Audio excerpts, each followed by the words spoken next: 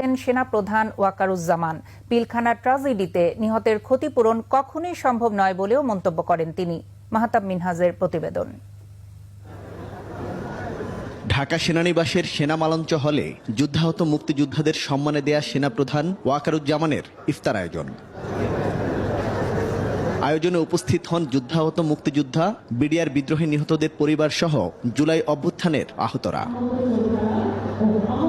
অনুষ্ঠানে এসে আমন্ত্রিতদের টেবিলে ঘুরে ঘুরে কুশল বিনিময় করেন সেনাপ্রধান। পরে সবার উদ্দেশ্যে স্বাগত বক্তব্য দেন তিনি। বলেন, মুক্তিযোদ্ধারাই দেশের প্রকৃত গর্ব। সম্মানিত বীর মুক্তিযোদ্ধাগণ, আপনারা আমাদের দেশের শ্রেষ্ঠ সন্তান, আপনারা আমাদের গর্ব, আমাদের অহংকার। ৭১-এর এই দিনগুলোতে আপনারা যে সাহসিকতার সাথে শত্রুর বিরুদ্ধে ঝাঁপিয়ে পড়েছিলেন তা বিশ্ব ইতিহাসে বিরল। পিলখানা ট্র্যাজেডির অপূরণীয় ক্ষতির